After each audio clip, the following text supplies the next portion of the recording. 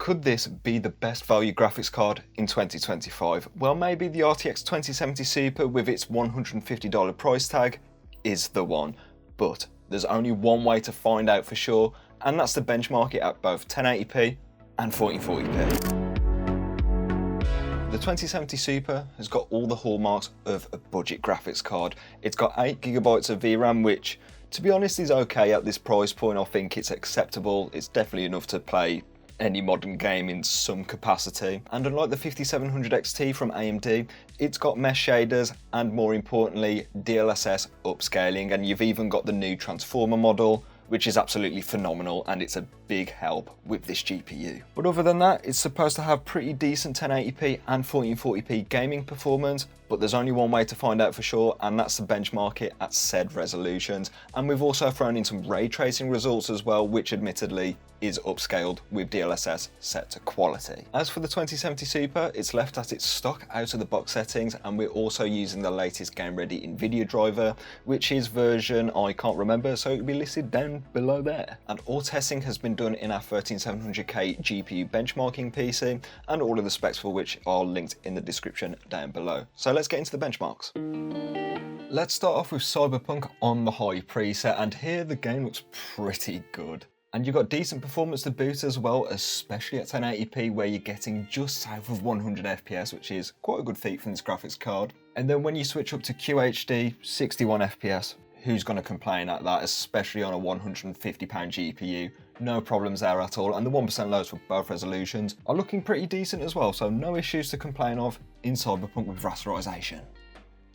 God of War Ragnarok is extremely optimised, and yeah, we can see from the frame rate and the 1% lows across both resolutions today, because at 1080p we're getting 90 FPS on average, with the 1% low not trailing it by too far. And in the past, 1440p has given 8GB GPUs a bit of a run for their money, but the 2070 Super held on pretty decently today, as their average frame rate is looking very good at 70, and the 1% low is looking very good, only trailing it by 9 frames per second, so excellently optimised here. You're not going to be having any problems. Warhorse have done a phenomenal job with Kingdom Come Deliverance 2, because yet again at both resolutions you're going to be getting very good FPS and really decent frame times as well. There's absolutely zero issues to speak of on the high preset at 1080p, and yes, at Quad HD the frame rate does drop below 60 FPS on average, but this has got the DLSS transformer model, so if you wanted to use upscaling it will look absolutely phenomenal and you'll get really good performance as well. Either way though, at native 1440p the frame times are looking brilliant. Star Wars Jedi Survivor isn't particularly a game that's known for its smooth frame times, but to be fair, at 1080p the performance is not too bad. You're getting around 68 FPS on average, and the 1% low is trading that by 19 FPS, which is a trend of this game, I'd like to say. However, it's pretty playable, especially if you were on a controller. 1440p sees that average frame rate drop pretty low, even more so than some other unoptimised games on today's list, but to be fair, you've got DLSS upscaling, so you could always enable that and you'll still get some pretty decent performance, especially as Jedi Survivor is kind of VRAM intensive, so yeah, that's what I'd recommend. The Enhanced Edition of Witcher 3 runs pretty well on this graphics card, but you'd expect that as it's an enhancement of a game from 2015. Anyways, 1080p you're basically going to be CPU bound with relatively any CPU out there, because that's what we were getting at full HD. But when we switch up to 1440p the GPU becomes a bit more unleashed, I'd like to say, and we're stuck just below 90 FPS, which to be honest is really good at native 1440p, and the game looks absolutely phenomenal, so no issues there. To be honest, Stalker 2 surprised me today, because the average frame rates were much better than what I was expecting. After all, we did set it to the medium preset, but we kept the textures on high. 70 FPS at 1080p is really decent performance. It's better than what I was expecting. The 1% low does need some fixing, to be honest, but this is an Unreal Engine 5 game. That's to be expected. When we switch up to Quad HD, yeah, performance is still relatively okay, and in fact the frame time smoothens out a bit. Yes, we are getting below 60 FPS on average, but the game still felt okay enough to play, I'd like to say, but it's not ideal. So yeah, the AAA games, especially at 1080p, performed very decently on this graphics card. There wasn't one that got below 60 FPS, and admittedly we were running some games on medium like Stalker 2, but even then the performance was pretty respectable. And then again, most of the games were set to high or even ultra, and the 2070 Super got on very decently in these games, and I can't think of anything to fault it by. Even the 8GB of VRAM held up pretty decently here. But when we go up to 1440p, the performance still stays relatively decent, I'd like to say. This is because most games do stick around that 60 FPS sort of barrier, even if they drop below it ever so slightly. And what I'd do here is just enable DLSS on quality, and you would get a very good looking image which looks almost as good as native, if not just as good or even better. And you'll be getting quite a lot of performance, and it will save on the VRAM as well, where that was getting pretty close, I'd like to say, with the 8GB of VRAM, especially in some of the more unoptimized games. A card like the 2070 Super is going to be performing brilliantly fine in competitive games, and that it does in Fortnite, because at 1080p you're set for a 360Hz experience. Yeah, the 1% low is kind of low, but it is Fortnite, and yeah, it's Unreal Engine 5, so that's got to be known. Anyways, 1440p sees a much smoother frame time in my opinion, as the average frame rate does go down, but the 1% lows in fact rise by only 3 FPS. But to be honest, I'll take a smoother 320Hz experience compared to a more unstable 360, 380Hz.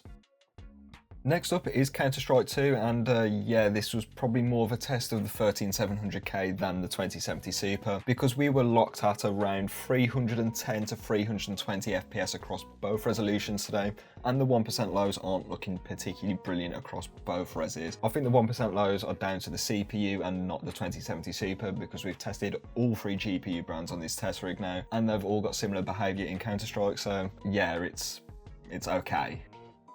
Rainbow Six Siege suffers from no such problems, because at 1080p in particular, man, the performance is very good. If you've got a 360Hz monitor, I don't think you're going to be having any complaints here. And even at 1440p, if you had a 240Hz, yeah, the performance is still going to be very good there. So no issues at either resolutions in Ubisoft's main competitive shooter. Well, competitive games, there aren't going to be any issues here at all. Yes, we tested with a 13700K, which is probably a bit more powerful than what you'd pair a 2070 Super with. However, it doesn't magically make this graphics card any faster, and I suspect if you were to pair this GPU with something like a Ryzen 5 5600, which is a solid CPU, you'll still be getting a very acceptable competitive gaming experience, much to the point where I would like to say you're good enough for around a 360Hz 1080p gaming experience, and if you were to go up to Quad HD, I would say around 240 FPS would be achievable there as well. But either way, competitive games on this GPU, perfectly fine.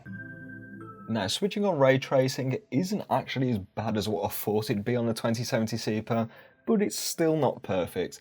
This is because we're using quality upscaling in every single game today, and yeah, that's how I recommend to play ray tracing. Anyway, Cyberpunk on upscale 1080p manages to get 60 FPS on average, which is pretty decent if you ask me. But then switching up to 1440p does drop down to around 38 FPS, which isn't the most playable frame rate in the world, but if you're cool with that, I guess the game looks really good. So yeah, it's PC gaming after all, we can select whichever settings we want.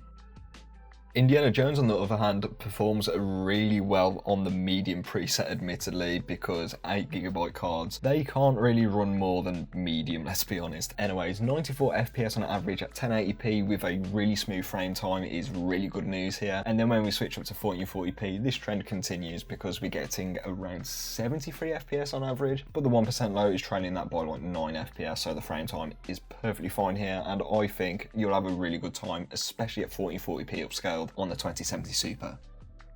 Ray tracing in Star Wars Jedi Survivor just never really seems worth it in my opinion. Yes, the average frame rate at 1080p is pretty good here, and you're getting around 67 FPS on average, but the 1% lows are not particularly brilliant, and it is upscaled compared to the rasterisation results. Yet again, 1440p it's okay at 49 FPS, but the 1% low is also looking not too great here. and the fact that this GPU's got 8GB of VRAM, I'll recommend against ray tracing in this game because it is cutting it pretty close, and if you were to play extended gaming sessions, you might start to run into some VRAM related issues, like we did at 1440p. The Witcher 3 with the ray tracing low preset is pretty hard to run on a 2070 Super, and we didn't get 60 FPS at any resolution today. However, the game looks absolutely phenomenal with the global illumination, so that's got to be known. But to be honest, I recommend staying away from ray tracing in this game, as it's just not really worth it on a 2070 Super. You might need a bit more of a powerful GPU, but the saving grace is this is a third-person game, so you could probably get away with a lower frame rate, especially if you were playing with a controller. Ray tracing might be a bridge too far for the 2070 Super. Yes, it performed relatively okay today, all things considered, especially in Indiana Jones, which is the only game I'd recommend enabling ray tracing in. In fact, you don't really have a say in the matter because it's hard ray tracing in that game, you can't disable it. But even at upscale 1080p, we were barely hitting 60 FPS in some of the games like Cyberpunk today, so it's really hard to run. But if you don't mind the lower FPS, I guess it's not too bad. But my personal recommendation would be just to disable ray tracing entirely if you have the option available to you. So I think it's fair to say the RTX 2070 Super is a solid budget 1080p gaming graphics card. That was a lot of words. Anyways, you're getting a lot of performance at 1080p because this GPU doesn't need upscaling or anything like that, and when you stick to rasterisation, you're good enough for high or even ultra settings in a lot of the games. But even then, what you could do is reduce some of the quality settings, leave the textures on high, and most of these games will be performing even better than what they did today, so not a bad graphics card at all. But when you go up to 1440p, this is where it starts to get a bit muddy. Yes, this graphics card can play games at Quad HD and it can play them relatively well, but some of the titles which we were seeing over 60 FPS at 1080p were dropping below that at 1440p. So what I'd recommend is just enable DLSS and just call it a day. It works brilliantly at 1440p, especially if you're using the transformer model, which is available on this card. Is the 2070 Super a solid budget graphics card on the used market? I would say 100% if you can find it for around $150. And in fact, if you can find the RX 5700 XT for the same price, I'd recommend this any day of the week because it's got much better tech, like mesh shaders and DLSS upscaling, which work wonders. And yeah, it's not a bad graphics card at all. But if you want to see how we scored a really good deal on this GPU, you can watch in a video up here. With that being said, I'll catch you in the next one.